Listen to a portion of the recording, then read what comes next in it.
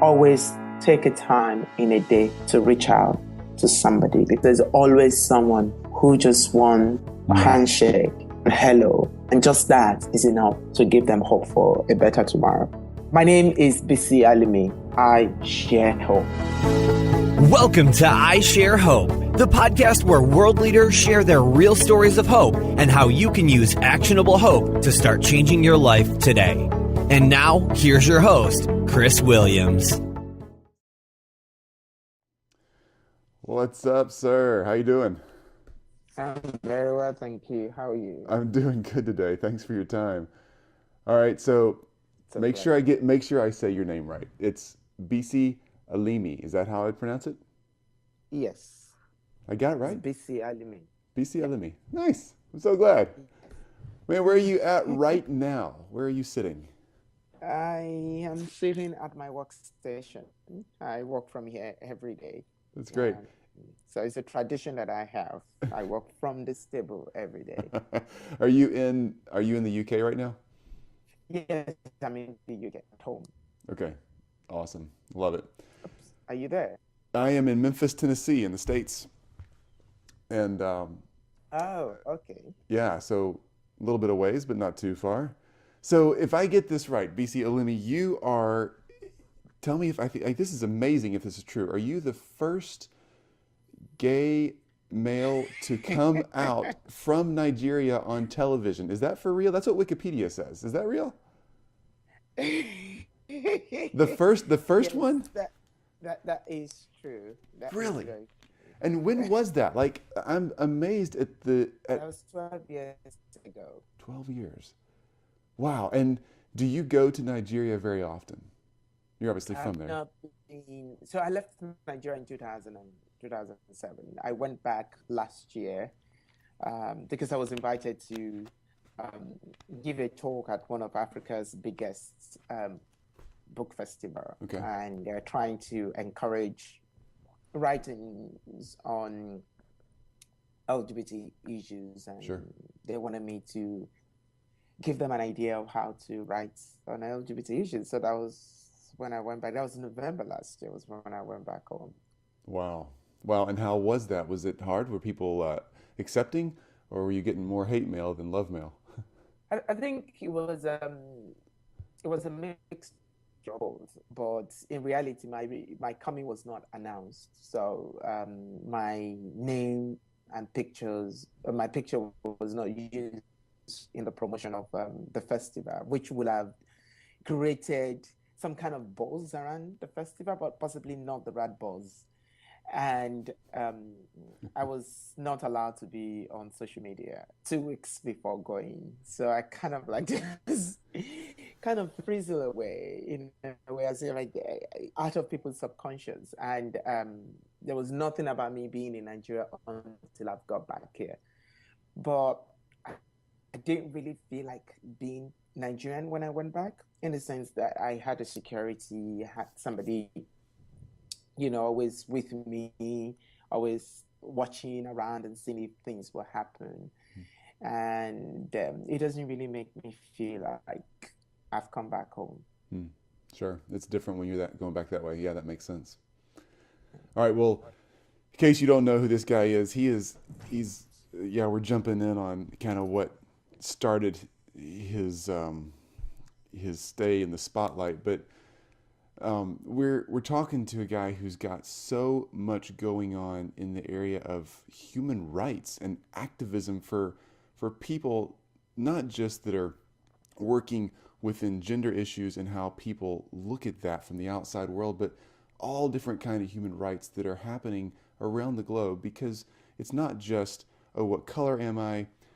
How do I identify myself, gender orientation, what background did I come from, am I rich or poor? It's respecting another human for who they are.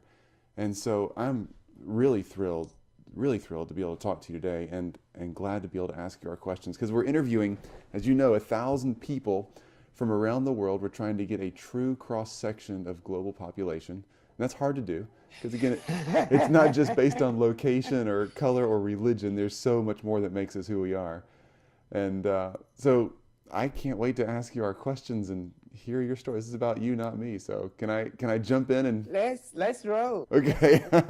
Let's roll. And I know you're good at this. You've been on CNN, the Washington Post, all these news networks. The list goes on and on. You've been really well covered. TED Talks, one of the 14 most influential TED Talks in your genre. That's incredible.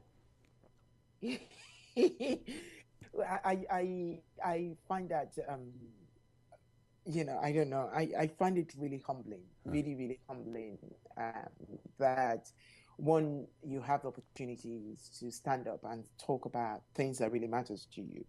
And then in the audience, you finished and it was like, you've not really been saying anything because there was just huge cloud of silence Hmm. over everyone, and all of a sudden the first thing you hear in the audience is somebody sobbing and and crying. I was like, Wow. oh, what has happened? And when the video went out, the thing that kept coming back to me from everyone that I've seen it was the fact that they could feel the reality of it because they've lost someone who has died of AIDS or someone who's living with AIDS, but also someone who is being challenged for their sexual orientation and gender identity. And when I got the email that the talk has actually been listed as one of the most, um, in the 14 most inspiring queer TEDx talk ever in history. I was like, oh my God, considering how many TEDx talk that has to do with queer topic, I feel extremely honored and really humbled as well. Well, you deserve the recognition because you're doing very very good work, very brave work. Thank you. All right. So Thank you. question one that we're asking all these people that we're surveying is, what is your favorite quote about hope or your favorite definition of hope? My favorite quote about hope is actually from Desmond Tutu, who who says that we're not a prisoner of hope, we're just a hopeless optimist. Um, and it took me a long time to actually understand what is hopeless optimist is. And I realized that, being an optimist and is just having this what view of everything is possible. And so I must work hard to do it. But how then does this stand along hopelessness? And what it just means is the fact that if you're an optimist, you keep doing what you're doing because you're naive in a way. And the hopelessness is about naive. And people that have changed the world are people that have not been extremely smart about wanting to change the world because they're passionate about it. And they're Wow. optimistic that if I do something, if I stand up from my bed in the morning and I get into the world and I do something, I will make a difference. And it is that hope that I will make a difference, even if eventually the impact of the difference might be when you're gone. That naiveness that comes with it, that drives a lot of people and that has kind of like changed my views about it, that I will not be imprisoned by hope, but I will let hope be the wings that I will fly with. That's awesome. That's a great definition, a great intro into this. I love that. So with that idea of hope and that set of parameters, or that's really not parameters, that's a set of doors that open up to hope. What do you what would you say has influenced you the most, or better yet, who's been the most influential person in your life sharing that kind of hope with you? Well, a lot of people have actually influenced my life greatly. And I think number one on the list is going to be my friend who self selflessly so on his deathbed saw the need for hope for the future in the sense that he demanded of me to please go and start a HIV work with our other friends who have limited idea about it or limited understanding of it. Um, Another person that has really inspired my hope is Beyond Rustin, who has eventually become my biggest, mentor. Unfortunately, I never, I was never aware of him until recently. But, his hope for not just a better racially equal America, but a better sexually equal America was something that was driving his work, drove him to be the biggest organizer of a protest ever, in human history. And that for me was just like amazing because he has this hope that if I don't do this now, tomorrow is not going to be a better day for people coming behind me. And then, I remember the likes of Martin Luther King.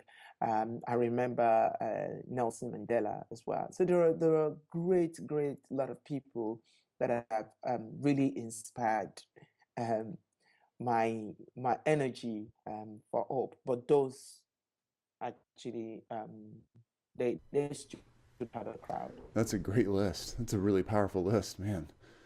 Wish I could meet half the people on that list. Just one or two would be amazing. Yeah, good mentors. Mentors that you've met or mentors we haven't met, even from the grave. Some of these men and women are just so powerful. They played a game that was 50 years ahead of themselves, and it's amazing. Yes, exactly. All right. So, question 3, tell me about a time in your life when you've really had to rely on hope to get you through something. You seem like you're just doing great, everything's going your way, but is there a time back there when, or even currently, a story when you really needed to use hope? You know, there have been great number of times in my life that hope was, the food that my energy or my soul needed to get going. And I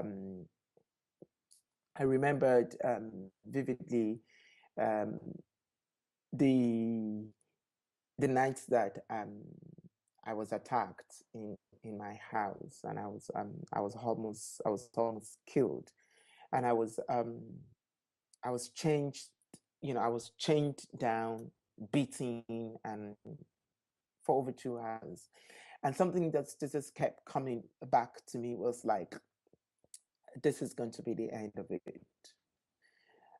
But that particular moment became the defining moment in my life because I was not killed. It became the springboard for me to be a different person. And hence, whenever I feel challenged about things, I always go back to that second chance life has given me and put me in a position to say, it can be as bad. There have been times that my work has been challenged. There have been times that my self-worth has been questioned, that I have questioned myself. But when I think about that particular moment, that, you know, the only thing that got me going was because there is something else I needed to do. And that was why I had the opportunity to escape that assassination that day. And hence I built everything I'm doing, and I'm building everything I will be doing around that particular incident. So it has always helped me, even when I'm extremely down, which in a way, that incident contributed to my being a little bit depressive. And when I get into that depressive mood, it is that escaping that night is always the light that comes out of the tunnel and just get me up and just say, you have to go, you have to go. Life is worth living, and you have to work and make the world a better place. Wow. So, was that when you were beaten in the middle of the night, chained down and beaten for 2 hours?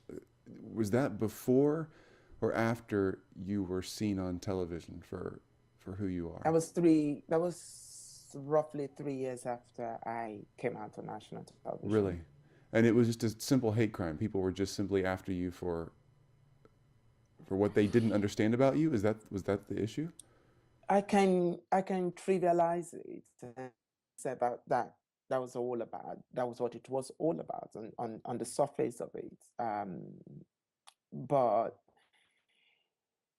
I had come to the UK in March of 2007 to give a talk, and I had the privilege of being on BBC Network Africa, where I said a lot of things that actually challenged the democracy of Nigeria and the governance of the country. And I remembered when when I was going through torture, some of the things the guys were saying was like, how dare you speak against the government? How dare you challenge the government? You should have stayed there. Do you think you can say that and come back here? I am not in any way accusing anybody being behind it. I can as well just let it pass that it's a bunch of lazy young guys who had nothing to do, who saw the opportunity to pick on somebody, and I was readily available for them to pick on, and they picked on me. Okay. Sounds. It's horrible either way. There's a lot of strings attached to that one that could go pretty deep, and I'm sorry. But I'm thrilled.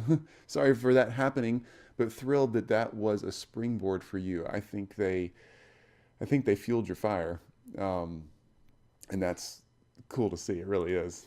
Yeah, they do, because so many times I've asked myself questions that if those guys are still alive today, possibly they might have seen me on TV or heard me on radio, or I've read any of my article. I just want to meet with them and kind of ask, how are they feeling now?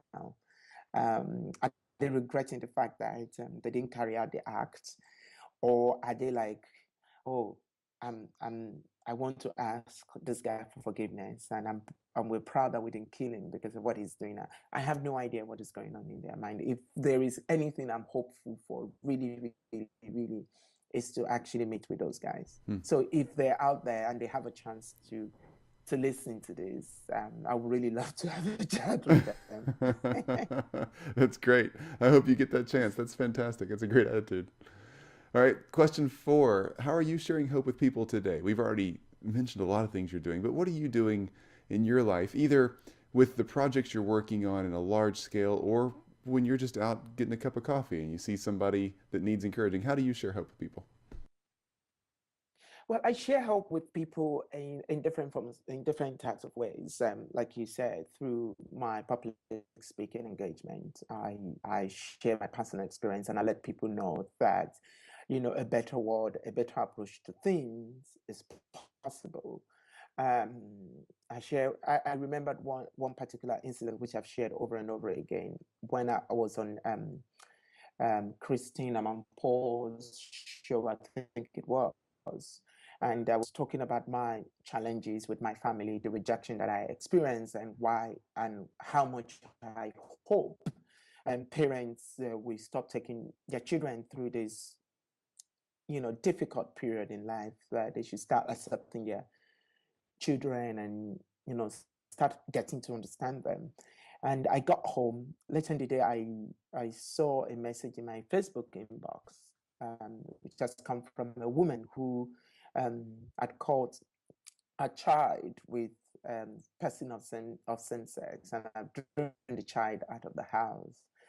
And she had left a message in my inbox saying, I watched your interview and I was really, really touched. I sent my child out of the house, and now I really don't know what to do. And I replied, we spoke. I called her because I asked for her phone number, and we had a chat. And I remember telling her to go look for that child and bring that child home. A few days later, she called me and she said, my child is back home, and nothing will make me kick my child out of the house anymore. And I've told this story over and over again because for me it just shows how powerful hope is and the impact that it has on people, and how sometimes some things that we do gives other people hope. And that just it's just really, really powerful. Just sounds very simple, but every time I talk about it, I always have goosebumps all over me. It was very powerful. Or me, the first time I ever talked about struggling with mental health, because people, we always see people like me and think that we've got everything going for us, that life is perfect. We have over 4,000 friends on Facebook, who we post picture on Instagram and you can have 500 likes in a minute and all this kind of thing. Right. And everybody thinks, oh, your life is perfect. But I struggled a lot with low self-esteem, with rejection. And that has also coupled with my sexuality, which has driven me to overdosing a lot of time. And sometimes necessarily just wanting to kill myself, but sometimes just necessarily wanting to sleep off things I cannot face. And for the first time in 2010, I think 2010, 2012, I gave an interview to one of Nigeria's biggest social media online personality about dealing with depression. And the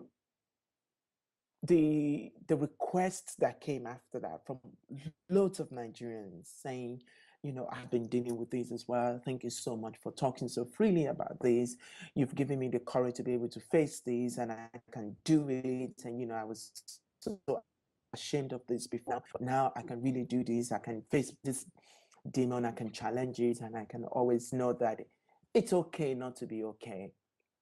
And then put myself together, do things that makes me happy. Or was it the time that I came out openly to the same guy, living with HIV, and that also, gave a lot of people who are struggling with their HIV status, it gave them hope, because I talked about what I've been doing to stay healthy and how I've been dealing with it, and how I never allow it to define me or what I do, or though it defines what I do, but it doesn't define who I am. And it's a this kind of situation situation I find myself, that I've used my personal life stories to let other people know that you can be courageous, and you can be better than the situation around you. Yes, yes, you can. Oh, that's good. That's encouraging. So tell me, question 5 is really practical. So when we hang up this call, what am I going to do next? I want to grow as a person of hope. In my own situation, we all have different stories and different backgrounds and different places today. But what do I do to grow as a person of hope, or to share hope with somebody else around me? Just simple ABCs. There are no clear cuts, guide to hope sharing technique. I don't really think that there is. But I always tell people when they come to me and say, how can they inspire the world? And there's something I learned from one of my writing class. Tell your story. Everybody has a story. And from our stories, we inspire the world. If we share our struggles, then we understand that we're not struggling alone, and we inspire other people to know that they're not struggling alone. And there's a level of interconnectivity that goes on, that brings about this huge ray of hope. I also always tell people, if you feel passionate about something, go out there and do it. Sometimes it's not going to be the most comfortable thing in the world to do. Hope is never so comfortable. It's never so very comfortable, because if it is so comfortable, there is no need to hope. So go out there, do those things that makes you happy, that challenge you, that inspires you, that you love. And the third thing is, if life gives you opportunity to be crazy, never be ashamed to be crazy. Scream, shout, dance in the rain.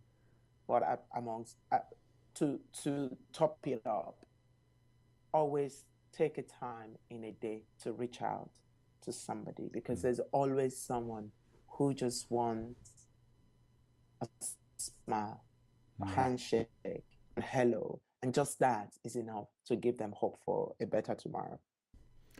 You are brilliant at this. I just wow. Obviously, you practice what you preach. I can tell that you do it every day because you. I can tell, man. It's great. Love it. Thank Well, you. thank you very much. So, just a couple of questions on the side, but first, let me get to how do we find you? Social media, Twitter, Facebook, Instagram, websites. How do we find where you're at? I'm everywhere. I'm everywhere. So I'm on Twitter at Bisi Alimi, and which is what I use for all my social media as well. So if you're looking for me on Instagram, it's also um, at Bisi Alimi. I'm on Facebook. My fan page on Facebook is Bisi Alimi, which is also my um, my Facebook page and personal page. Okay. And I'm very conscious about accepting friendship on my Facebook personal page because I live in a world where I need to guide myself and Mm, protect myself. sure. But I always, allow friendship. But if I'm being a snob, forgive me. But you can always catch me on Instagram at Bisi Alimi and on Twitter at Bisi Alimi. I love it. Okay, so Bisi Alimi is Bisalimi. With a Yes. name, that's a great name because it's one of those names where you don't get stuck with, Chris Williams, 1723 ABC, just to get your own Twitter handle. You got a really cool one. I like that. Exactly. There's hardly any other person that would contest that name with you. Awesome. So we're going to put all of these links, everything about BC Lemmy in this interview. We're going to cram into a page just for him at isharehope.com on the interviews section. So BC, once we get this thing ready to rock and roll, you'll find it there and we'll share it with everybody. And so again, Bisalimi, and it'll be on isharehope.com, or you can Google his name and find all of the stuff there.